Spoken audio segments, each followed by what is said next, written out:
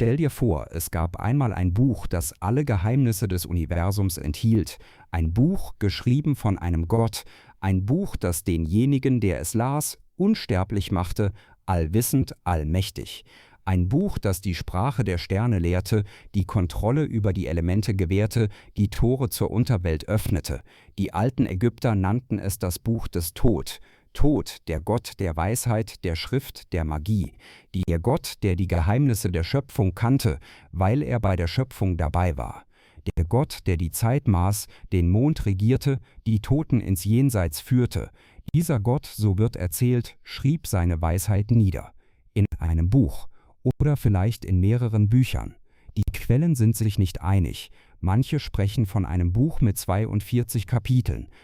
Andere von Tausenden von Texten, geschrieben auf Papyrus, eingraviert in Tempelwände, verborgen in geheimen Kammern tief unter den Pyramiden. Doch was auch immer die Wahrheit ist, eines ist sicher: Dieses Buch verschwand, oder es wurde versteckt, oder es wurde zerstört. Niemand weiß es genau. Die Geschichte des Buches des Thoth ist die Geschichte eines der größten Mysterien der Menschheit. Eine Geschichte von Macht und Wissen, von Gier und Weisheit, von Suche und Verlust. Und vielleicht ist es auch die Geschichte von dir, von deiner Suche nach Wahrheit, nach Sinn, nach dem Verborgenen, das unter der Oberfläche liegt. Beginnen wir am Anfang. Im alten Ägypten, vor über 4000 Jahren. Eine Zivilisation, die Pyramiden baute, die heute noch stehen. Eine Zivilisation, die Mumien erschuf, die heute noch existieren. Wie haben sie die Pyramiden gebaut mit solcher Präzision, dass moderne Ingenieure staunen? Wie haben sie die Sterne so genau kartiert, ohne Teleskope? Wie haben sie medizinische Eingriffe durchgeführt, die erst Jahrtausende später wieder möglich wurden? Die Antwort, sagen manche, liegt im Buch des Thoth. In diesem Buch stand alles: Astronomie, Mathematik, Medizin, Alchemie, Magie. Alles Wissen, das die Ägypter hatten, und mehr. Wissen, das nicht von Menschen stammte, sondern von den Göttern. Thoth selbst war kein gewöhnlicher Gott. In der ägyptischen Mythologie ist er einzigartig. Er ist nicht der mächtigste Gott, nicht der Schöpfergott, nicht der Sonnengott. Doch er ist der Gott, den alle anderen Götter konsultieren, wenn sie Rat brauchen. Er ist der Schreiber der Götter, der Bewahrer der Wahrheit, der Richter der Seelen. Wenn ein Mensch stirbt und in die Unterwelt kommt, ist es Thoth, der sein Herz wiegt. Auf einer Waage.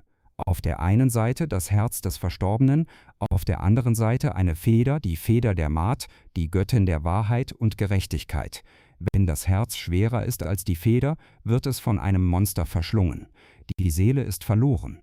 Wenn das Herz leichter ist, darf die Seele weitergehen ins Paradies, ins ewige Leben. Thoth ist derjenige, der das Ergebnis aufschreibt. Er ist der Zeuge, der Bewahrer, der Hüter der Wahrheit. Und genau diese Wahrheit, so wird gesagt, schrieb er in sein Buch. Doch warum sollte ein Gott ein Buch schreiben? Warum sollte er sein Wissen niederlegen? Die Antwort liegt in einer anderen Geschichte. Einer Geschichte, die in den Texten der Pyramiden erzählt wird, in den Inschriften der Tempel, in den Papyri der Priester. Es war einmal eine Zeit, so heißt es, als die Götter noch auf der Erde wandelten, als sie mit den Menschen lebten, sie lehrten, sie führten. Doch dann kam der Tag, an dem die Götter beschlossen, die Erde zu verlassen. Warum? Manche sagen, weil die Menschen zu arrogant wurden, zu gierig, zu gewalttätig. Andere sagen, weil die Zeit der Götter vorbei war, weil die Menschen lernen mussten, alleine zu stehen. Wie auch immer, die Götter gingen. Doch bevor sie gingen, hinterließ Thoth sein Vermächtnis, sein Buch, damit die Menschen nicht im Dunkeln blieben, damit das Wissen nicht verloren ging, damit diejenigen, die bereit waren, die würdig waren, es finden und lernen konnten. Doch hier liegt das Paradoxon. Wenn das Buch für die Menschen bestimmt war, warum wurde es dann so gut versteckt?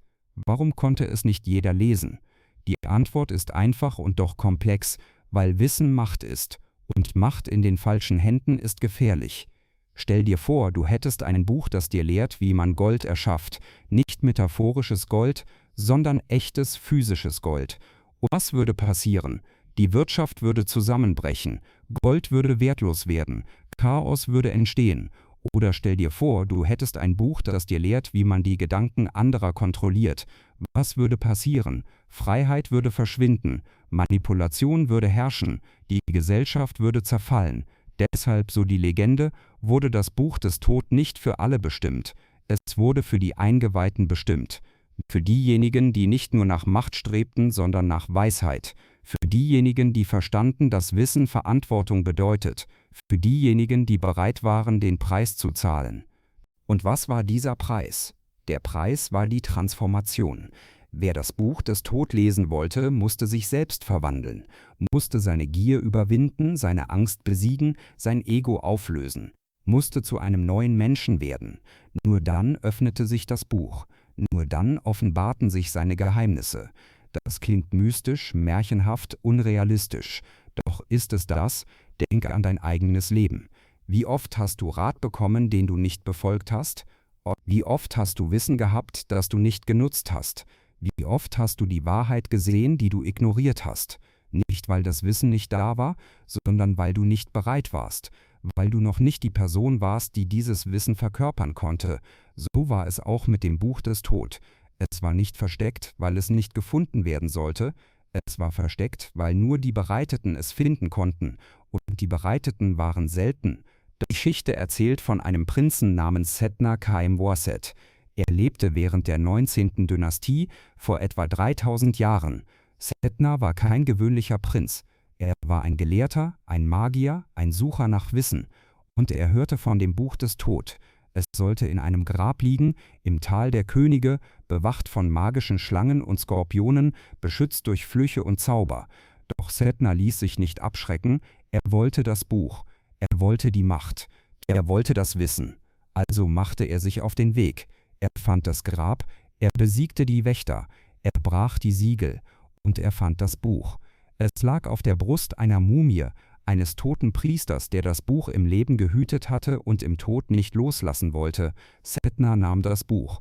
Doch in dem Moment, in dem er es berührte, erwachte der Geist des toten Priesters. Er warnte Setna: Dieses Buch bringt nur Unglück. Ich habe es gelesen und es hat meine Familie zerstört, mein Leben ruiniert, meine Seele verflucht, gib es zurück. Doch Setna hörte nicht. Er nahm das Buch und ging. Was dann geschah, ist eine lange und tragische Geschichte. Setna las das Buch, er lernte die Zauber, er gewann Macht. Doch mit jeder Seite, die er las, verlor er etwas: seine Gesundheit, seine Beziehungen, seinen Frieden, sein Glück. Am Ende, so erzählt die Geschichte, musste er das Buch zurückbringen. Er musste es dem toten Priester zurückgeben, sich entschuldigen, Buße tun. Nur dann fand er wieder Ruhe. Diese Geschichte ist mehr als eine alte Sage. Sie ist eine Warnung, eine Lehre. Sie sagt, Wissen ohne Weisheit ist gefährlich, Macht ohne Reife ist zerstörerisch. Und das Buch des Tod ist nicht für diejenigen, die nur nehmen wollen. Es ist für diejenigen, die bereit sind zu geben von sich selbst, von ihrem alten Selbst, um Platz zu machen für ein neues Selbst. Doch was stand wirklich in diesem Buch? Was war das Wissen, das so mächtig war, dass es Götter und Menschen gleichermaßen faszinierte und fürchteten? Die Quellen sind fragmentiert, die Texte sind verloren. Doch aus den Hinweisen, aus den Legenden, aus den Überbleibseln können wir rekonstruieren, was vielleicht in diesem Buch stand. Das erste Kapitel, so wird gesagt, handelte von der Sprache der Götter, nicht die menschliche Sprache, nicht Ägyptisch oder Hieroglyphen, sondern eine höhere Sprache, eine Sprache der Schwingung, der Energie, der reinen Intention. In dieser Sprache waren die Worte nicht Symbole, sie waren Kräfte. Wenn du ein Wort in dieser Sprache aussprachst, manifestierst du es. Wenn du sagst, Licht, entsteht Licht. Wenn du sagst, Heilung, geschieht Heilung. Das klingt unmöglich. Doch ist es das? Die moderne Quantenphysik zeigt uns, dass Beobachtung die Realität beeinflusst, dass Intention Materie formt, dass Bewusstsein kreativ ist. Vielleicht wussten die alten Ägypter das schon. Vielleicht lehrte das Buch des Tod, wie man diese Kraft nutzt, nicht durch äußere Werkzeuge, sondern durch innere Meisterschaft. Das zweite Kapitel handelte von der Macht über Leben und Tod, nicht im Sinne von Töten oder Wiederbeleben, sondern im Sinne von Verstehen. Verstehen, was Leben ist, verstehen, was Tod ist, verstehen, dass beides nur Übergänge sind, nicht Endpunkte. Die Ägypter waren besessen vom Tod, doch ihre gesamte Kultur drehte sich darum. Pyramiden waren Gräber, Mumien waren Leichen, das Totenbuch war ihre heiligste Schrift. Doch warum? Nicht, weil sie den Tod fürchteten, sondern weil sie ihn verstanden. Sie wussten, dass der Tod nicht das Ende ist, dass die Seele weiterlebt, dass es eine Reise gibt, eine Transformation, eine Wiedergeburt. Und das Buch des Tod, so wird gesagt, enthielt die Landkarte dieser Reise. Es beschrieb, was nach dem Tod geschieht, welche Prüfungen die Seele durchlaufen muss, welche Gefahren lauern, welche Helfer kommen, wie man sich vorbereiten kann, wie man besteht, wie man weiterkommt. Das 3. Kapitel handelte von der Kontrolle über die Elemente: Feuer, Wasser, Luft, Erde. Die 4 Bausteine der Schöpfung. Die Ägypter glaubten, dass ein Eingeweihter lernen konnte, diese Elemente zu beherrschen, nicht durch äußere Magie, sondern durch innere Harmonie. Wenn du die Elemente in dir selbst balancierst, dann kannst du die Elemente außerhalb von dir beeinflussen. Wenn dein inneres Feuer ruhig brennt, kannst du äußeres Feuer kontrollieren. Wenn dein inneres Wasser frei fließt, kannst du äußeres Wasser lenken. Das ist nicht Magie im Sinne von Harry Potter, das ist Meisterschaft im Sinne von vollständiger Verkörperung der universellen Prinzipien. Das 4. Kapitel handelte von der Reise durch die Unterwelt. Die Ägypter nannten sie Duat. Ein Ort zwischen Leben und Tod. Ein Ort der Prüfung, der Reinigung, der Transformation. Jede Nacht fuhr der Sonnengott Ra durch die Duat, kämpfte gegen Schlangen und Dämonen, starb und wurde wiedergeboren. Jeder Mensch musste nach dem Tod diese Reise auch machen. Doch das Buch des Tod lehrte, dass man diese Reise auch zu Lebzeiten machen kann. Durch Meditation, durch Rituale, durch innere Arbeit. Man konnte in die Unterwelt hinabsteigen, symbolisch, psychologisch, spirituell. Man konnte seinen Schatten konfrontieren, seine Ängste besiegen, seine verborgenen Schätze bergen und dann zurückkehren. Verwandelt. Neugeboren. Das ist genau das, was Carl Gustav Jung Jahrtausende später die Individuation nannte. Die Reise ins Unbewusste, die Konfrontation mit dem Schatten, die Integration der verdrängten Teile, die Geburt des Selbst. Jung wusste von den ägyptischen Mysterien. Er studierte sie intensiv. Und er erkannte, dass die alten Ägypter eine Psychologie hatten, die der modernen in nichts nachstand, vielleicht sogar überlegen war. Das 5. Kapitel handelte von der Vereinigung mit dem Göttlichen. Das ultimative Ziel, die höchste Stufe, die Erleuchtung. Die Ägypter nannten es Ach-Werden, das Werden zu einem leuchtenden Geist, einem Wesen, das nicht mehr an die Materie gebunden ist, das frei ist, das ewig ist, das göttlich ist. Wie erreicht man das? Nicht durch Glauben allein, nicht durch Rituale allein, sondern durch Transformation, durch die vollständige Umwandlung des eigenen Wesens, von Blei zu Gold, von Mensch zu Gott. Das ist die Alchemie. Und die Alchemie, so glauben viele, stammt aus Ägypten, aus den Tempeln des Tod, aus dem Buch des Tod. Nun, vielleicht fragst du dich, wenn dieses Buch so wichtig war, so mächtig, so transformativ, wo ist es? Warum haben wir es nicht? Die Antwort ist komplex. Manche sagen, es wurde zerstört, als die Römer Ägypten eroberten, als das Christentum kam, als die alten Tempel geschlossen wurden, wurde vieles vernichtet. Die Bibliothek von Alexandria, die größte Sammlung von Wissen der antiken Welt, brannte nieder. Tausende von Schriftrollen, Büchern, Texten gingen verloren. War das Buch des Tod darunter? Vielleicht. Andere sagen, es wurde versteckt. Von den letzten Priestern, den letzten Eingeweihten, die erkannten, dass die Zeit gekommen war, das Wissen zu schützen. Sie verbargen es in geheimen Kammern, unter Wüstensand, in verschlüsselten Texten. Und dort liegt es noch, wartet darauf, von jemandem gefunden zu werden, der würdig ist. Wieder andere sagen, es wurde nie zerstört, nie versteckt. Es ist die ganze Zeit hier, nicht als physisches Buch, sondern als Wissen verstreut, verschlüsselt, weitergegeben. In Symbolen, in Mythen, in Traditionen. Das Buch des Tod ist nicht ein Buch, es ist eine Lehre. Und diese Lehre lebt weiter. In der Hermetik, in der Alchemie, in der Kabbalah, im Tarot, in der Freimaurerei, in allen esoterischen Traditionen, die von Ägypten beeinflusst wurden, und das sind fast alle. Lass uns einen dieser Fäden verfolgen, die Hermetik. Der Name kommt von Hermes Trismegistus, Hermes der dreifach Große. Wer war er? Die Griechen, als sie Ägypten kennenlernten, identifizierten Tod mit ihrem eigenen Gott Hermes. Beide waren Götter der Weisheit, der Schrift, der Magie. Die beide waren Vermittler zwischen Göttern und Menschen. Also verschmolzen sie. Tod wurde Hermes, Hermes wurde Tod, und aus dieser Verschmelzung entstand Hermes Trismegistus, eine mythische Figur, halb Gott, halb Mensch, Ein Weiser aus grauer Vorzeit, der angeblich die hermetischen Schriften verfasste, Texte über Philosophie, Theologie, Alchemie, Astrologie, Magie. Texte, die behaupteten, das alte Wissen Ägyptens zu bewahren. Die Texte, die im Mittelalter und in der Renaissance Europa im Sturm eroberten.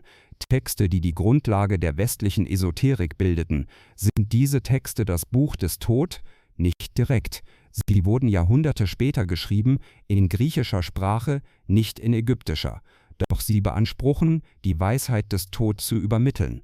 Und viele der Ideen in diesen Texten finden sich tatsächlich in ägyptischen Quellen. Die Vorstellung eines universellen Geistes, die Idee der Entsprechung, wie oben so unten, das Konzept der Transformation, der Alchemie. All das ist ägyptisch, all das könnte aus dem Buch des Tod stammen. Eines dieser hermetischen Texte ist besonders berühmt, die Smaragdtafel. Ein kurzer Text, nur 13 Sätze, doch von unglaublicher Tiefe. Er beginnt mit den Worten: Wahr ist es ohne Lüge, gewiss und aufs Allerwahrste. Das Untere ist wie das Obere und das Obere wie das Untere, zu vollbringen die Wunderwerke des einen Dinges. Diese Worte wurden zum Leitsatz der Alchemisten, zum Schlüssel ihrer Arbeit, zum Beweis, dass die Weisheit des Tod überlebt hatte. Doch die Smaragdtafel ist mehr als ein Text. Sie ist ein Rätsel, ein Puzzle, eine verschlüsselte Botschaft. Jeder Satz enthält Schichten von Bedeutung. Jedes Wort ist ein Tor zu tieferem Verständnis. Die Alchemisten verbrachten ihr Leben damit, diese 13 Sätze zu entschlüsseln. Und viele behaupteten, dass die Smaragdtafel ein Fragment des Buches des Tod ist. Der einzige Teil, der überlebt hat. Der einzige Teil, der der Welt gegeben wurde. Der Rest bleibt verborgen. Ein anderer Faden führt zum Tarot.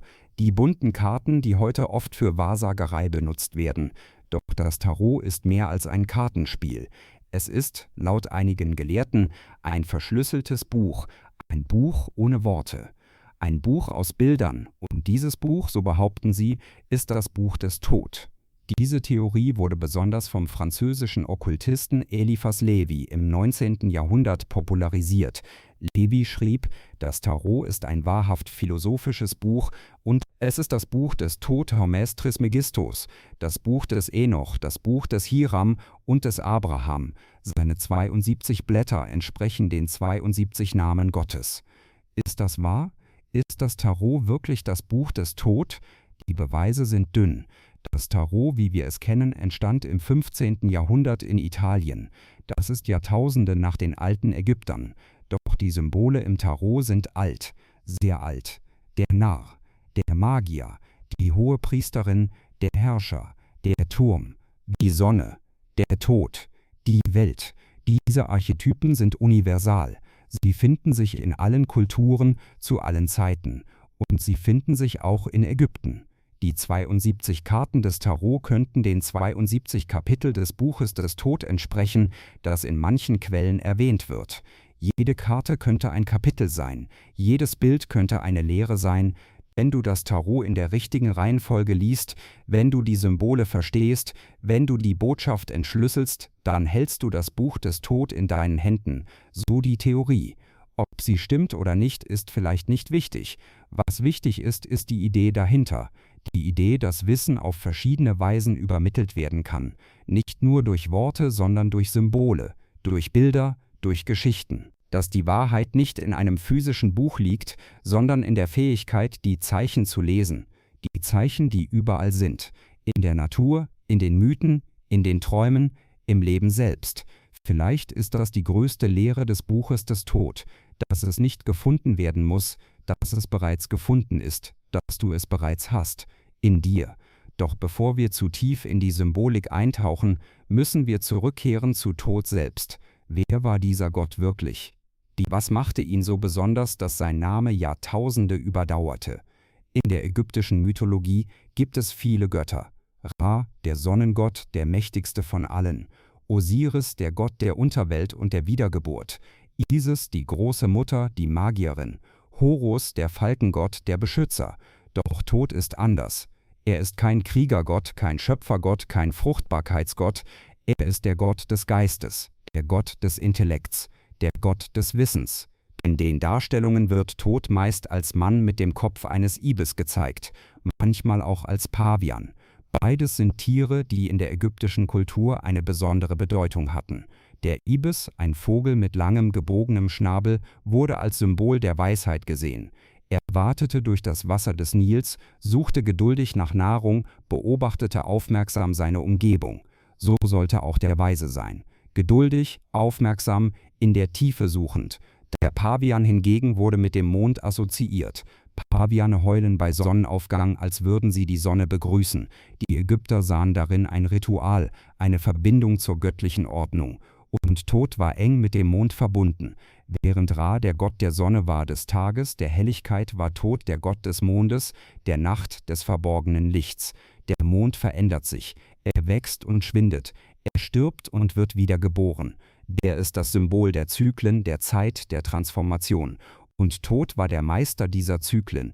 Er maß die Zeit, er teilte die Tage in Stunden, er schuf den Kalender. Die Ägypter glaubten, dass Tod dem Mondgott zusätzliche Tage abrang, damit die Göttin Nut ihre 5 Kinder gebären konnte.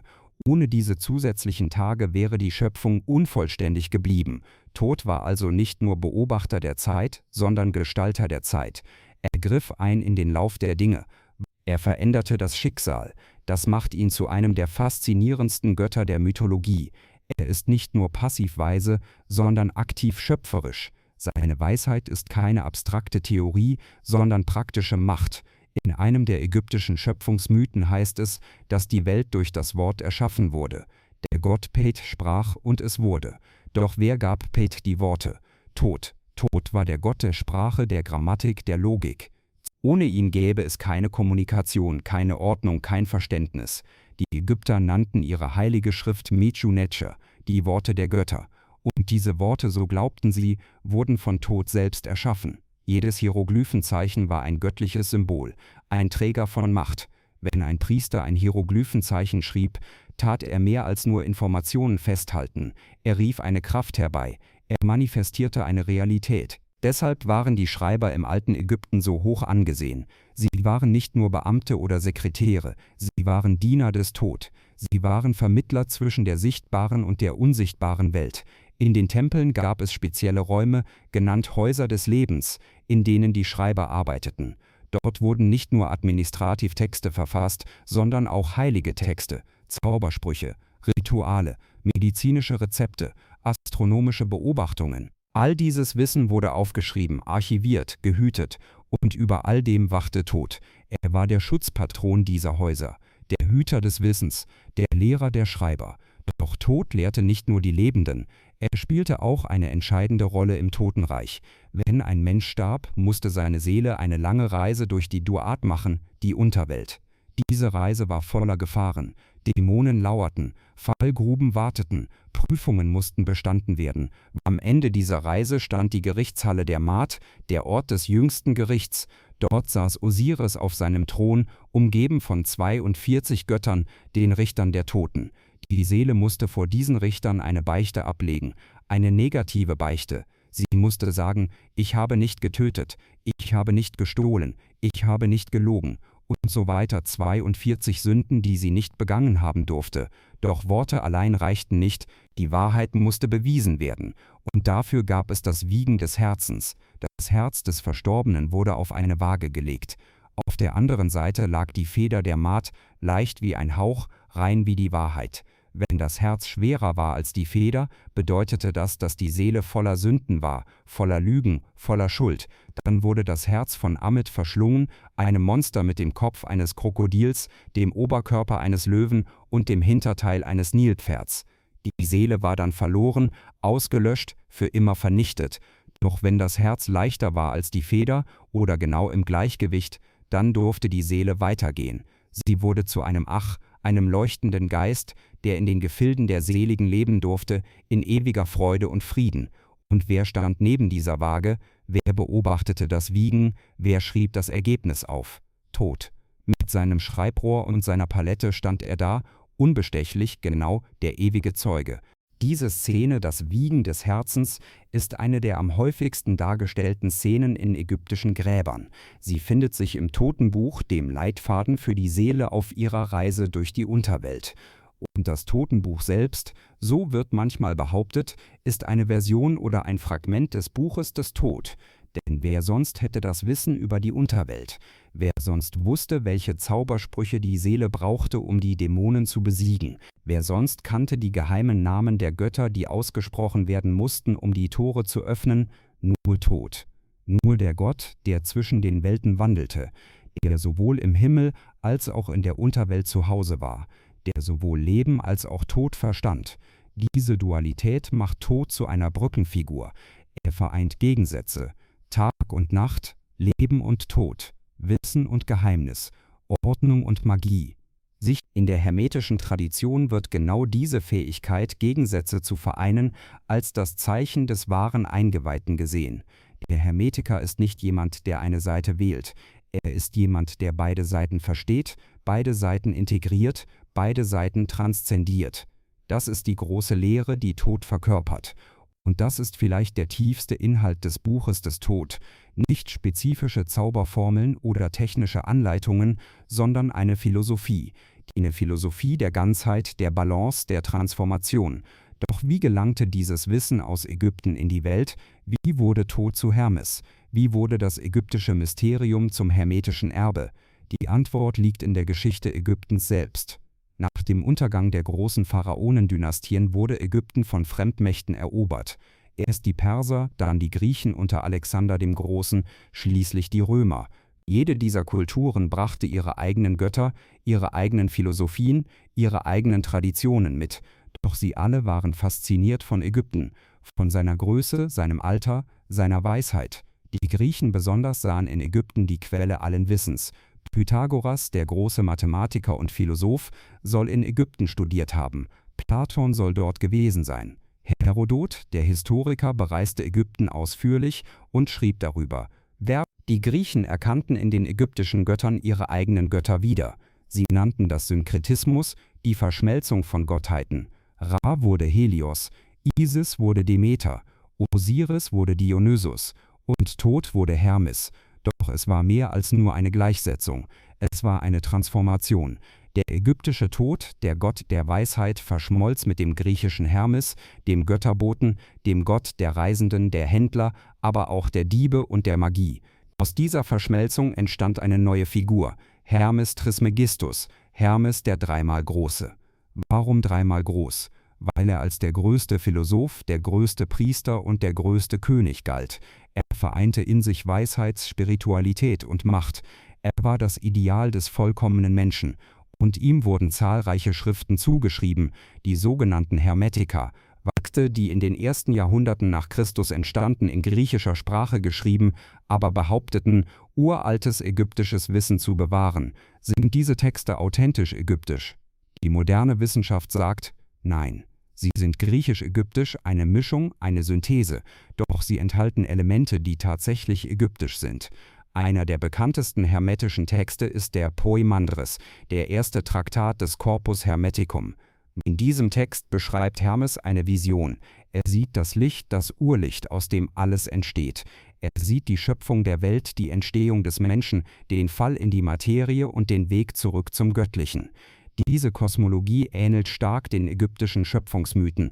Auch dort entsteht die Welt aus einem Urozean, aus Chaos wird Ordnung, aus Dunkelheit wird Licht. Auch dort spielt das Wort der Logos eine zentrale Rolle bei der Schöpfung. Ein anderer wichtiger Text ist das Asklepios, benannt nach dem griechischen Gott der Heilung. In diesem Text wird beschrieben, wie der Mensch zum Schöpfer werden kann, wie er lernen kann, Statuen zu beseelen, Götter herbeizurufen, Magie zu wirken. Das klingt fantastisch, doch aus ägyptischer Perspektive war es real. Die Ägypter glaubten, dass Statuen in ihren Tempeln tatsächlich lebendig werden konnten, dass die Götter in sie eintraten, durch sie sprachen, durch sie wirkten. Die Priester führten tägliche Rituale durch, um die Statuen zu öffnen, ihnen Leben einzuhauchen. Dieses Ritual hieß Mundöffnung. Ein Priester berührte mit einem speziellen Werkzeug den Mund der Statue und sprach einen Zauberspruch. In diesem Moment, so der Glaube, wurde die Statue lebendig. Die Gottheit war präsent, das Göttliche war manifestiert. Ist das nicht genau das, was Alchemie lehrt?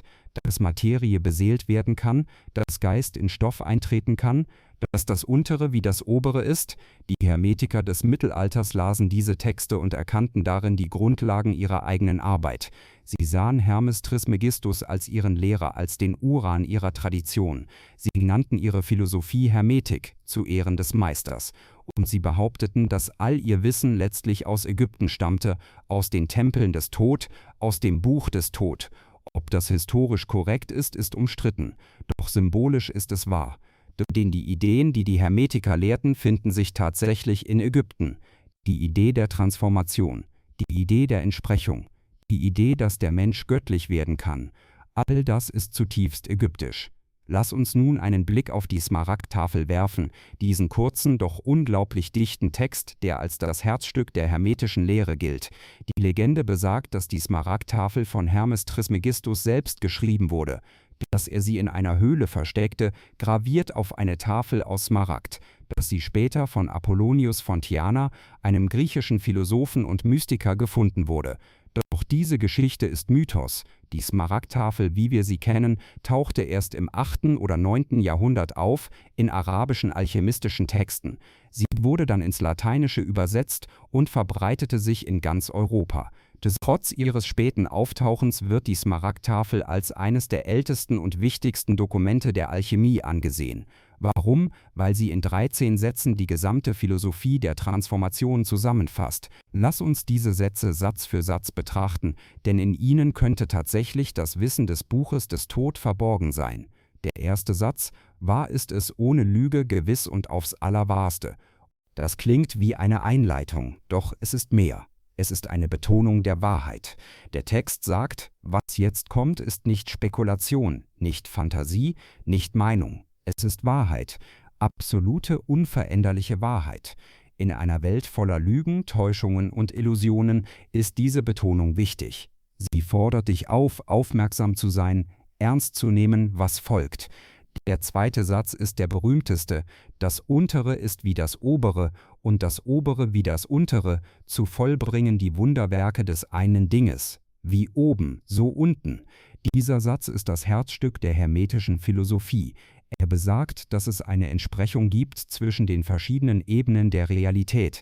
Was im Himmel geschieht, spiegelt sich auf der Erde. Was im Großen geschieht, spiegelt sich im Kleinen. Was im Äußeren geschieht, spiegelt sich im Inneren.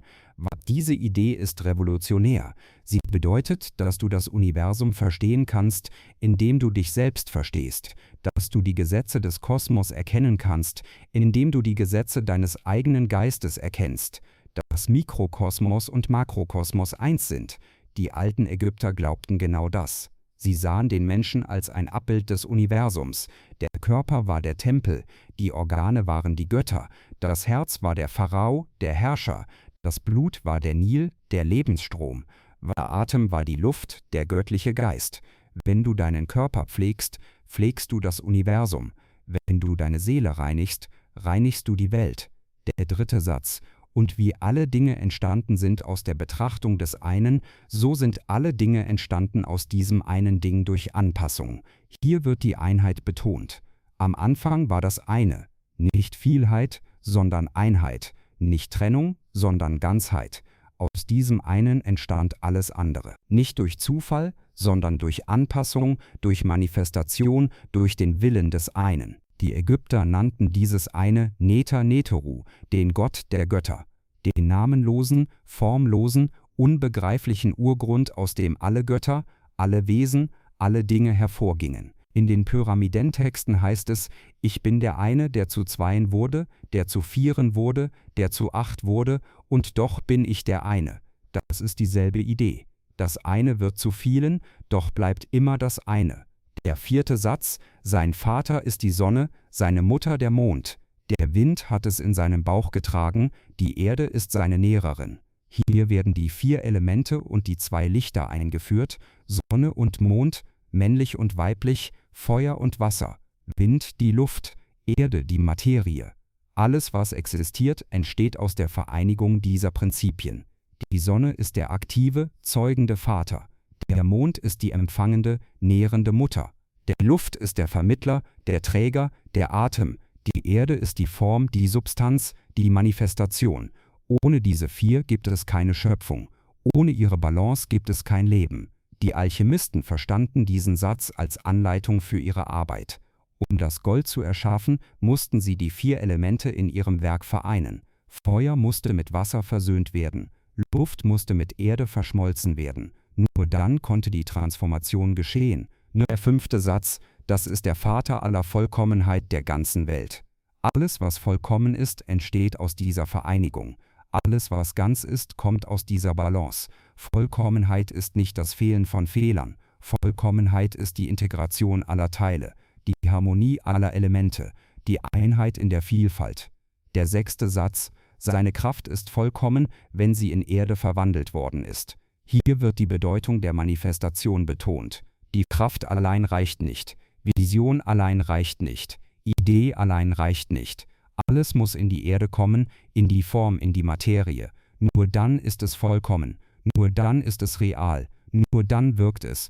Die Spiritualität, die nur im Himmel bleibt, ist unvollkommen. Die Weisheit, die nur im Kopf bleibt, ist unvollkommen. Alles muss verkörpert werden. Alles muss gelebt werden. Alles muss Erde werden. Der 7. Satz: Trenne die Erde vom Feuer, das Feine vom Groben, sanft und mit großer Klugheit. Hier kommt die Kunst der Unterscheidung. Nicht alles ist gleich wertvoll. Nicht alles soll bewahrt werden. Du musst lernen zu unterscheiden zwischen dem, was wesentlich ist, und dem, was unwesentlich ist. Zwischen dem Gold und dem Blei. Zwischen der Wahrheit und der Lüge. Diese Trennung muss sanft geschehen, nicht gewaltsam. Sie erfordert Klugheit, Geduld, Feingefühl. Wenn du zu hart trennst, zerstörst du das Wertvolle. Wenn du zu weich bist, behältst du das Wertlose. Die Balance ist der Schlüssel. Der 8. Satz: Es steigt von der Erde zum Himmel auf und steigt wieder zur Erde herab und empfängt die Kraft der oberen und der unteren Dinge. Hier wird der Prozess der Transformation beschrieben. Das Werk steigt auf, wird sublimiert, wird verfeinert. Es geht vom Groben zum Feinen, vom Materiellen zum Spirituellen. Doch dann steigt es wieder herab. Es kehrt zurück zur Erde, doch jetzt verwandelt, jetzt bereichert. Es bringt die himmlische Kraft mit zurück in die Materie. Das ist die Alchemie, das ist die Individuation. Das ist die Erleuchtung, die nicht in einem Kloster bleibt, sondern in die Welt zurückkehrt. Der 9. Satz: So wirst du die Herrlichkeit der ganzen Welt erlangen und alle Dunkelheit wird von dir weichen. Das ist das Versprechen. Wenn du diesen Prozess durchläufst, wenn du die Transformation vollziehst, dann wirst du erleuchtet. Dann verschwindet die Dunkelheit der Unwissenheit, die Dunkelheit der Angst, die Dunkelheit des Leidens. Was bleibt, ist Licht, reine, strahlende Herrlichkeit. Der 10. Satz: Das ist die Kraft aller Kräfte, denn sie überwindet alles Feine und durchdringt alles Feste. Die Kraft, die aus der Transformation entsteht, ist die mächtigste Kraft überhaupt. Sie ist subtiler als das Subtilste. Sie ist durchdringender als das Durchdringendste. Nichts kann ihr widerstehen, nichts kann sie aufhalten. Der 11. Satz: So ist die Welt erschaffen worden. Dieser kurze Satz ist gewaltig. Er sagt, das, was ich dir gerade beschrieben habe, ist nicht nur eine Anleitung für persönliche Transformation. Es ist das Prinzip der Schöpfung selbst. So wurde das Universum erschaffen. So entstehen Welten. So manifestiert sich das Göttliche. Der 12. Satz: Daraus werden wunderbare Anpassungen hervorgehen, deren Art hier angegeben ist. Aus diesem Wissen, aus dieser Praxis werden unglaubliche Dinge entstehen. Wunder, Transformationen, Heilungen, Manifestationen. Die Art ist hier angegeben, das heißt, alles, was du brauchst, steht in diesem Text. Du musst es nur verstehen, anwenden, leben. Der 13. und letzte Satz: Deshalb bin ich Hermes Trismegistus genannt worden, weil ich die 3 Teile der Weisheit der ganzen Welt besitze. Die 3 Teile der Weisheit: Philosophie, Alchemie und Astrologie. Oder Geist, Seele und Körper. Oder Vergangenheit, Gegenwart und Zukunft. Oder Himmel, Erde und Unterwelt. Die Interpretation variiert, doch die Botschaft ist klar: Vollständige Weisheit umfasst alle Bereiche. Sie ist nicht einseitig, nicht fragmentiert, nicht beschränkt, sie ist ganz. So endet die Smaragdtafel. 13 Sätze, die Bibliotheken füllen könnten mit Kommentaren. Ist das Buch des Tod? Vielleicht nicht wörtlich, doch spirituell, symbolisch ist es sehr nahe dran. Nun kommen wir zu einer der faszinierendsten Theorien über das Buch des Tod. Die Theorie, dass es niemals als physisches Buch existierte, dass es nie auf Papyrus geschrieben oder in Stein gemeißelt wurde, sondern dass es immer ein symbolisches Buch war. Ein Buch aus Bildern, ein Buch aus Archetypen, ein Buch, das in den Köpfen und Herzen der Eingeweihten lebte und dass dieses Buch später eine physische Form annahm, nicht als Text, sondern als Tarot. Diese Theorie wurde im 19. Jahrhundert besonders populär, als die Okkultisten Europas das Tarot wiederentdeckten. Eliphas Levi, Arthur Edward Waite, Aleister Crowley, sie alle behaupteten, dass das Tarot das Buch des Todes sei.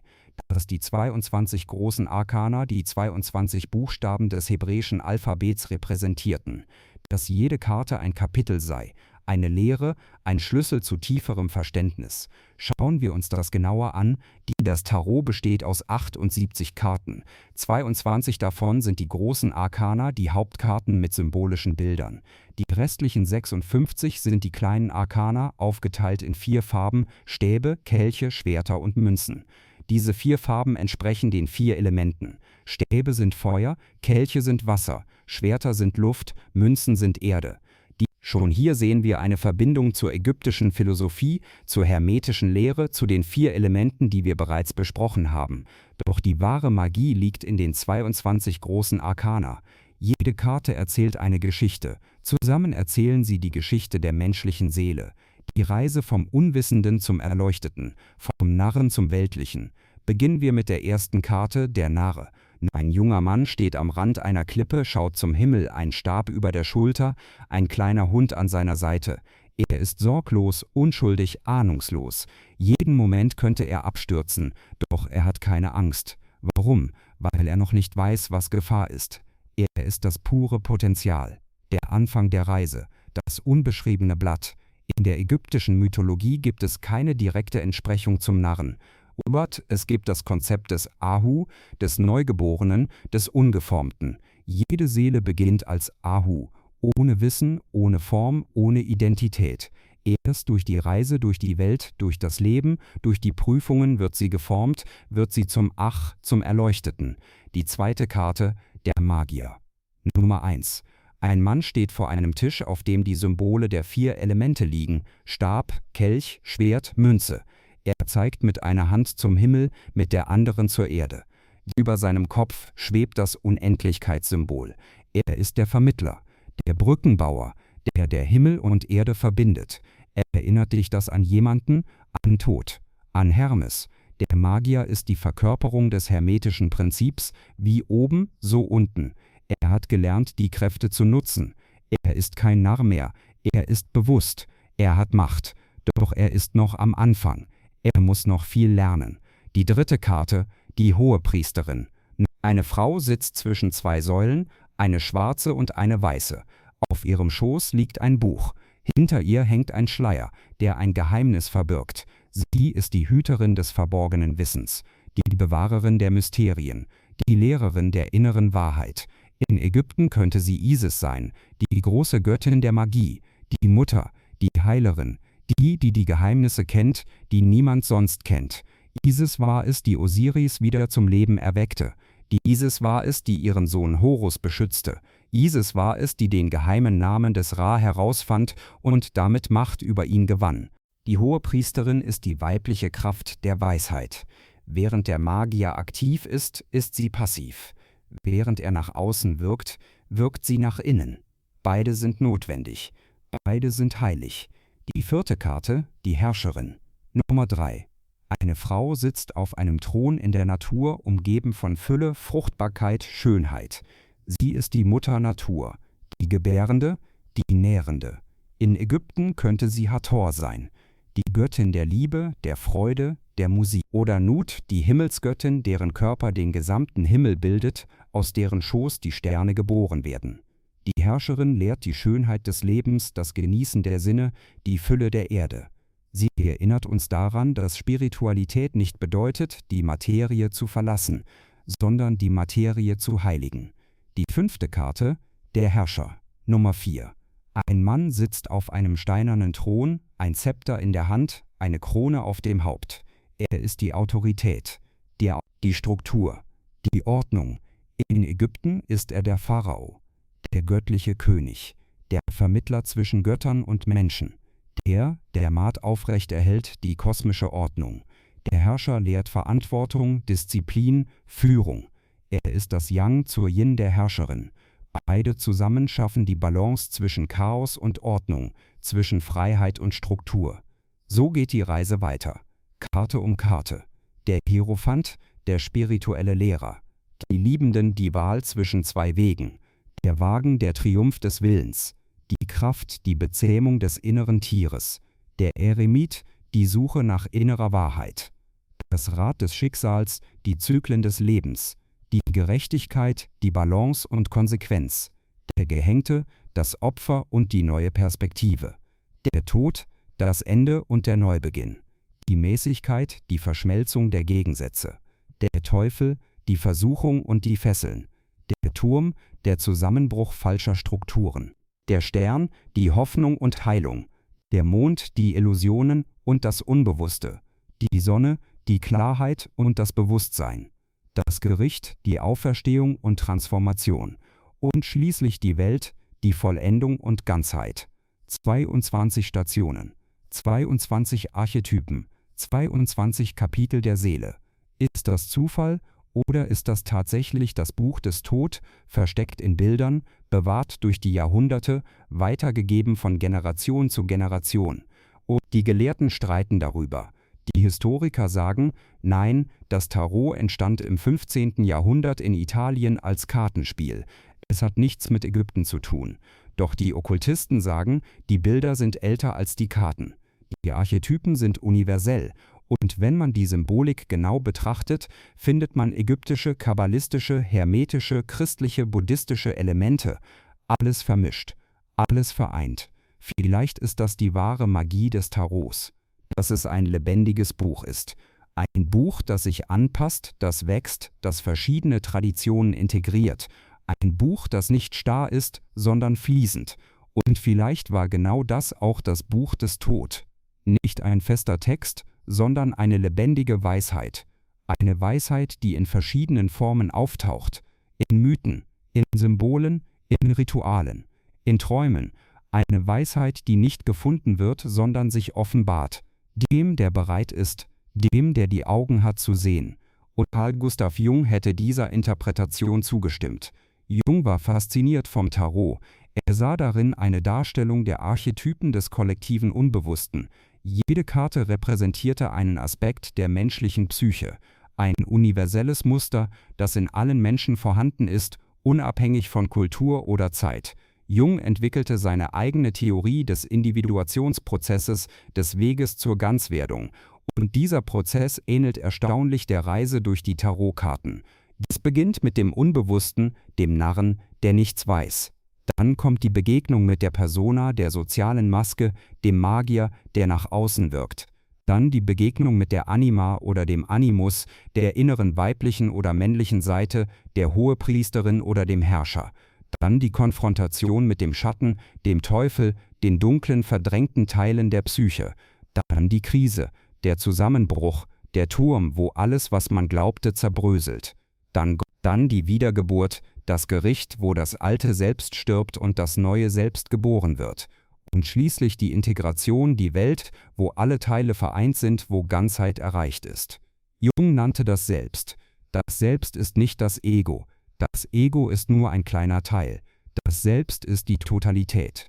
Die Vereinigung von Bewusstsein und Unbewusstsein, von Licht und Schatten, von männlich und weiblich, von oben und unten.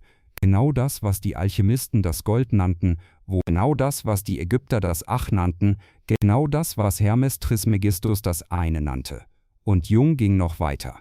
Er erkannte, dass dieser Prozess nicht nur psychologisch ist, er ist auch spirituell. Er ist die Reise der Seele zurück zu ihrer Quelle, zurück zum Göttlichen. Jung schrieb, das Ziel des Individuationsprozesses ist die Synthese des Selbst. Doch das Selbst ist gleichzeitig das Ziel und der Ursprung. Es ist der Gott in uns. Das klingt sehr ägyptisch, sehr hermetisch. Der nach dem Buch des Tod. Denn auch dort war die zentrale Lehre, du bist göttlich. Du hast es nur vergessen. Die Aufgabe des Lebens ist nicht etwas zu werden, was du nicht bist, sondern dich zu erinnern, wer du wirklich bist. Nun stellt sich die Frage, Wenn das Buch des Tod in so vielen Formen existiert, in der Smaragdtafel, im Tarot, in den hermetischen Texten, kann es dann heute praktisch genutzt werden? Kann jemand, der kein Gelehrter ist, kein Okkultist, kein Eingeweihter von dieser Weisheit profitieren? Die Antwort ist ja, absolut. Lass uns praktisch werden.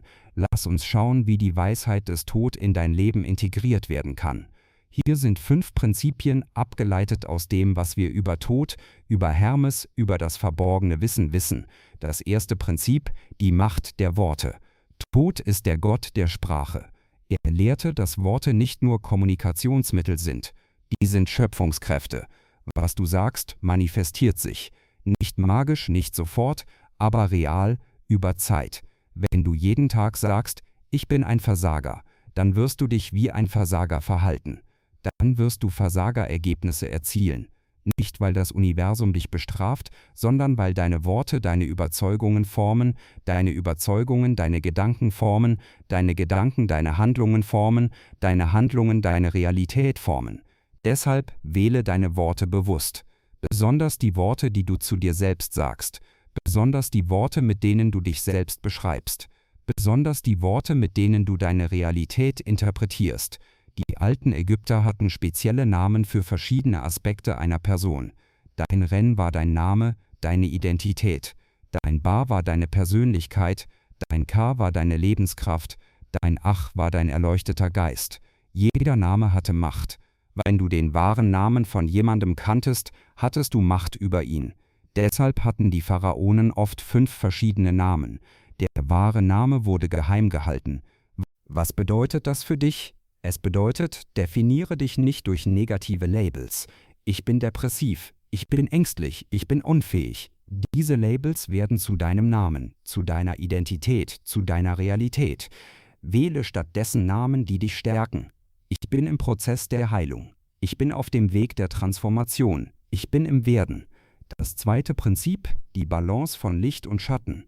Tod ist der Mondgott. Der Mond hat eine dunkle Seite und eine helle Seite. Beide sind notwendig, beide sind heilig. In unserer Kultur wird das Licht überbewertet und der Schatten verteufelt. Wir wollen immer positiv sein, immer glücklich, immer erfolgreich.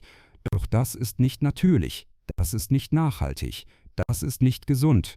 Der Mond lehrt, es gibt Zeiten des Lichts und Zeiten der Dunkelheit, Zeiten des Wachsens und Zeiten des Schwindens, Zeiten der Aktivität und Zeiten der Ruhe. Beide sind Teil des Zyklus. Beide sind notwendig für das Ganze.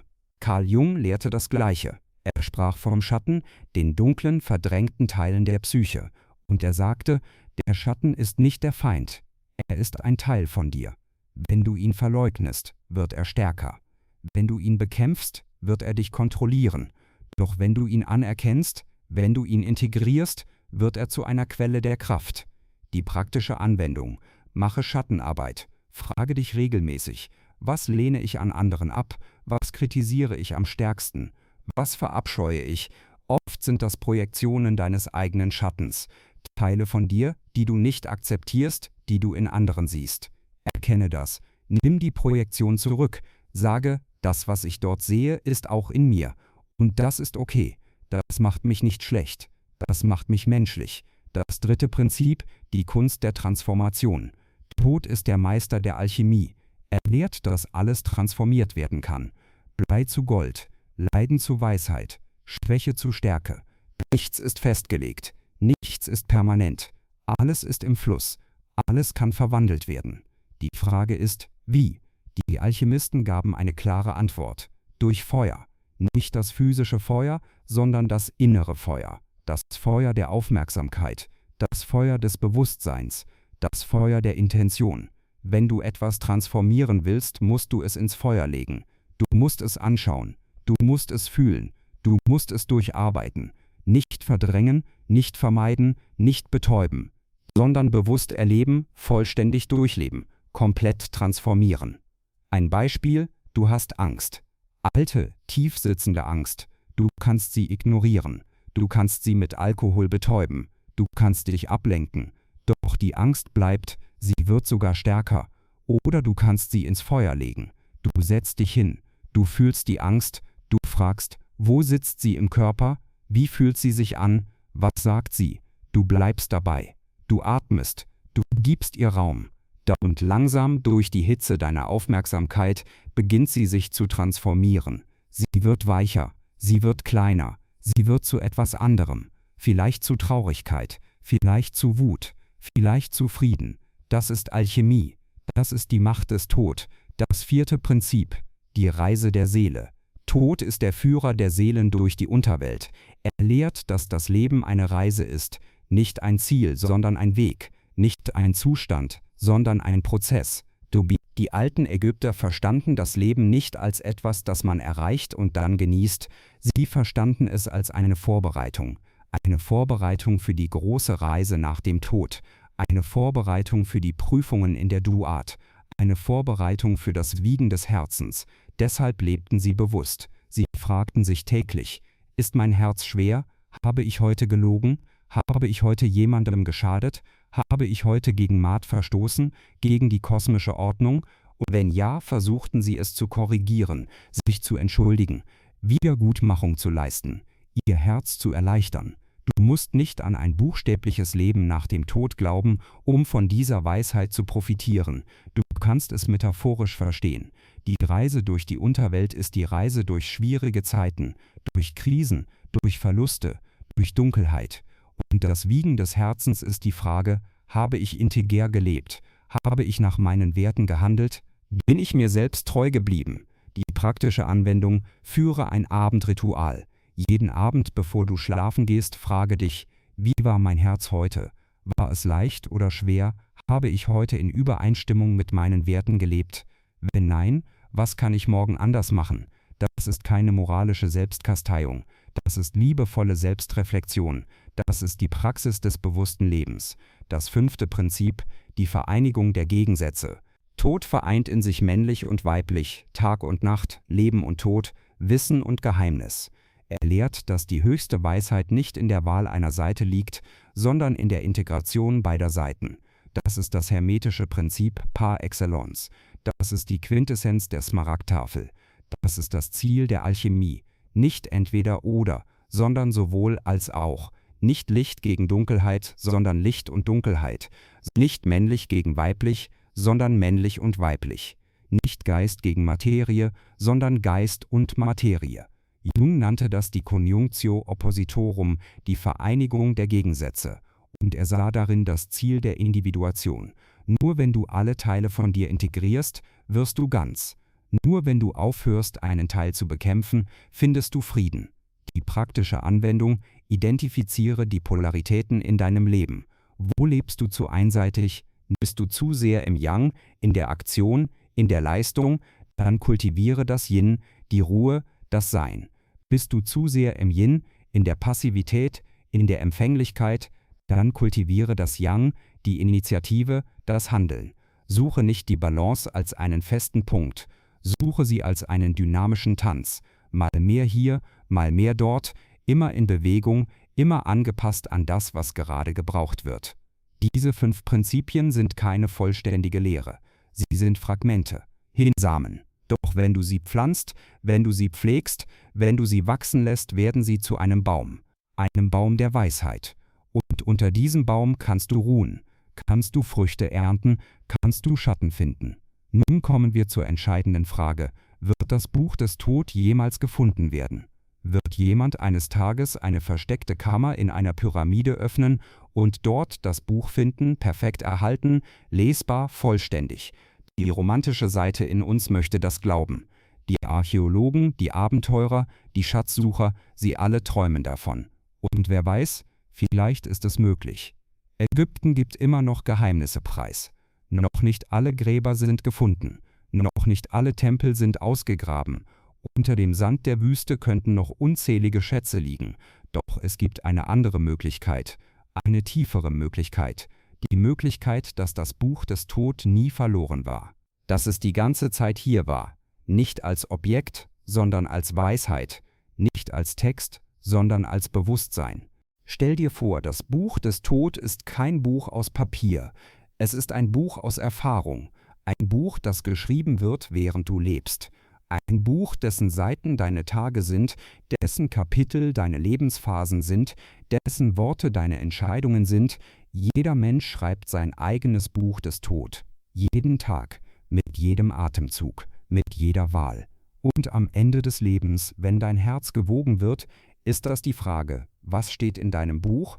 Welche Geschichte hast du geschrieben? Welche Weisheit hast du erlangt? Welche Transformation hast du durchlaufen?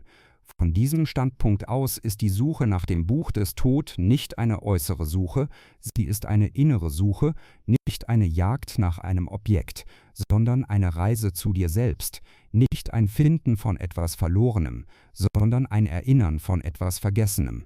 Die Mystiker aller Traditionen sagen das Gleiche: Die Wahrheit ist nicht außerhalb von dir, sie ist in dir. Das Göttliche ist nicht im Himmel, es ist in deinem Herzen.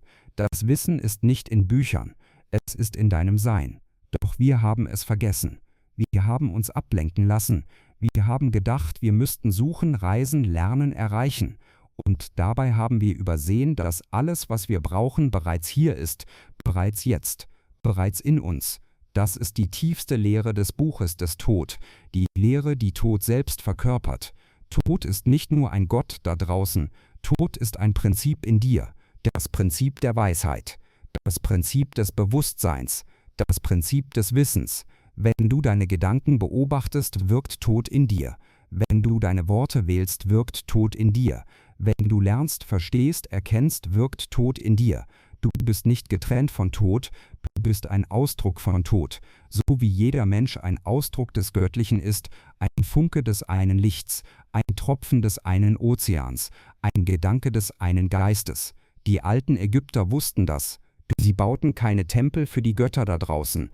Sie bauten Tempel als Erinnerung an die Götter in ihnen. Jeder Tempel war ein Symbol, jedes Ritual war eine Übung, jedes Gebet war eine Erinnerung daran, du bist göttlich. Nun, am Ende dieser Reise durch die Legende des Buches des Tod kommen wir zu einer Erkenntnis. Vielleicht ist es egal, ob das Buch jemals als physisches Objekt existierte. Vielleicht ist es egal, ob es jemals gefunden wird. Was zählt, ist die Lehre. Was zählt, ist die Weisheit. Was zählt, ist die Transformation, die diese Geschichte in dir auslöst. Wenn du diesen Text gelesen hast und dich gefragt hast, was ist wahr, was ist Mythos, was ist Fakt, dann hast du die richtige Frage gestellt, doch die Antwort ist nicht einfach. Die Wahrheit ist mehrschichtig. Auf einer Ebene ist das Buch des Tod historisch. Es gab Texte, Lehren, Traditionen im alten Ägypten, die Tod zugeschrieben wurden. Auf einer anderen Ebene ist es symbolisch. Das Buch steht für die Weisheitstradition, für das verborgene Wissen, für die Mysterien. Auf einer dritten Ebene ist es psychologisch. Das Buch ist ein Archetyp, ein universelles Muster im kollektiven Unbewussten. Auf einer vierten Ebene ist es spirituell. Das Buch ist die Einladung zur Transformation, zur Selbsterkenntnis, zur Erleuchtung. Alle diese Ebenen sind wahr, alle sind gültig, alle sind wichtig. Und vielleicht ist genau das die hermetische Lehre, dass Wahrheit nicht eindimensional ist, dass sie viele Gesichter hat, dass sie sich anpasst an den Betrachter, dass sie gleichzeitig konkret und abstrakt, historisch und zeitlos, äußerlich und innerlich ist. Das ist die Magie der Mysterien, das ist die Macht der Symbole, das ist die Weisheit des Tod. Wenn dir diese Reise durch die Geschichte des Buches des Tod etwas gegeben hat, wenn diese Worte etwas in dir berührt haben, wenn du das Gefühl hast, dass da mehr ist, tiefer, verborgener, dann lade ich dich ein, setze die Suche fort, nicht da draußen, sondern in dir, nicht in Büchern, sondern in deiner Erfahrung, nicht in der Vergangenheit, sondern in der Gegenwart. Das Buch des Tod wartet auf dich, nicht in einer versteckten Kammer unter den Pyramiden, sondern in der stillen Kammer deines Herzens. Gehe hinein, öffne das Buch, lies die Seiten, und du wirst erkennen, du bist der Autor, du bist der Leser, du bist das Buch. Das Buch des Tod ist das Buch deines Lebens. Schreibe es mit Weisheit, lese es mit Bewusstsein, lebe es mit Liebe. Und wenn du mehr solcher Geschichten hören möchtest, wenn du tiefer eintauchen willst in die Mysterien der Vergangenheit und ihre Bedeutung für die Gegenwart, dann besuche den Kanal Herzensweg Hörbuchwelt. Dort findest du weitere Hörbücher über antike Weisheit, spirituelle Transformation und den Weg zur Selbsterkenntnis. Die Geheimnisse warten nicht darauf, entdeckt zu werden, sondern darauf, erinnert zu werden. Erinnere dich an wer du bist, an was du weißt, an woher du kommst. Das Buch des Tod ist in dir. Öffne es, lese es, lebe es und werde zu dem, was du immer warst. Ein Träger der Weisheit, ein Hüter des Lichts, ein Kind der Sterne. Das Buch des Tod ist nicht verloren. Dies ist hier, in diesem Moment, in diesem Atemzug, in dir. Die Weisheit des Tod durchzieht alle großen spirituellen Traditionen der Menschheit. Wenn du die Veden liest, findest du Tod. Wenn du die Upanishaden studierst, findest du Tod. Wenn du das Tao Te Ching kontemplierst, findest du Tod. Wenn du die Bibel tiefgehend interpretierst, findest du Tod. Warum? Weil Tod kein historischer Gott ist. Tod ist ein Prinzip, das Prinzip der Weisheit. Und dieses Prinzip ist universal. Es manifestiert sich in jeder Kultur, in jeder Zeit, in jeder Tradition. Mal heißt es Tod, mal Hermes, mal Odin, mal Enoch, mal Idris, mal Quetzalcoatl. Doch immer ist es dasselbe Prinzip. Der göttliche Lehrer, der Bringer des Wissens, der Vermittler zwischen Himmel und Erde. Die Frage ist nicht, existierte Tod wirklich? Die Frage ist, existiert dieses Prinzip? Und die Antwort ist eindeutig ja, denn in jedem Menschen gibt es diese innere Stimme, diese leise Stimme der Weisheit, diese Intuition, die weiß, was richtig ist, dieses Gewissen, das warnt, wenn wir vom Weg abkommen. Das ist Tod, in dir, sprechend, lehrend, führend. Doch hörst du zu?